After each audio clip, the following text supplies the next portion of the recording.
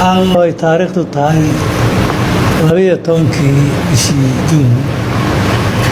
waxaan dadweynaha Soomaaliyeed iyo caalamkaba u sheegaynaa in guddoonka baarlamaanka federaalka Soomaaliya labadiisa aqal ay kulmeen oo ka wada hadleen shaqadii taagneyd wada shaqaynta labada aqal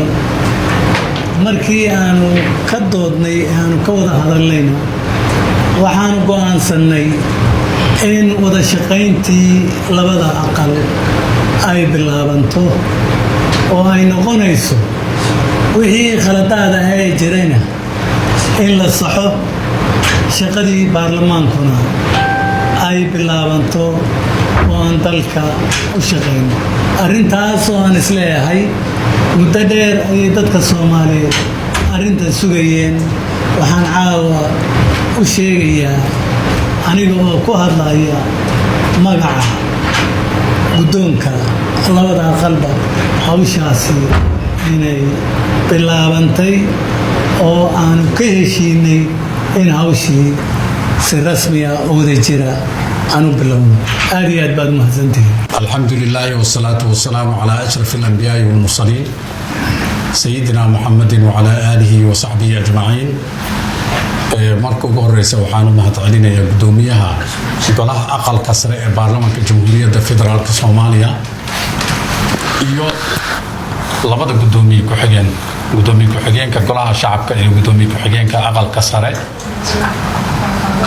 runtii caawa waxay la tahay waa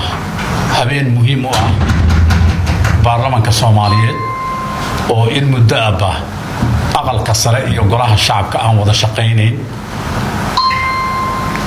waxaa lagu heshiiyey in labada gole ay wada shaqeeyaan sida dhabta labada gole waa hal baarlamaan ay isku yihiin sharci dejintana labada way isla qaabilsan yihiin sida aad la socotaan shuruuc badan oo muhiim u ah doorashooyinka ayaa yaala oo aan looga maarmayn aqalka sare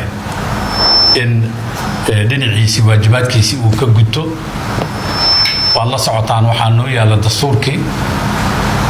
waxaa noo yaala sharciga doorashooyinka waxaa noo yaala shuruuc kale oo xiriir la leh doorashooyinka marka bulshada Soomaaliyeed mujtamaca Soomaaliyeed iyo caalamka waxaan u sheegaynaa laga bilaabo taariikhda tan caawa labada aqal ee baarlamaanka Soomaaliyeed si wada jir ah ay u shaqayn doonaan wixii kale oo hawlo ah oo jira in u baahan xal in la raadiyo oo ay ka mid tahay in ay sameystaan baarlamaanka xeer hoosaad labada aqal ay u midaysan yihiinna waxaan rajaynaynaa si degdeg ah in xeer hoosaadkaas loo sameeyo oo labada aqal ay wada leeyihiin waxaa kaloo jira guddiyo muhiim u ah oo guddiga adeega baarlamaanka uu ka mid yahay asagana si degdeg ah in loo dhiso guddiga adeega baarlamaanka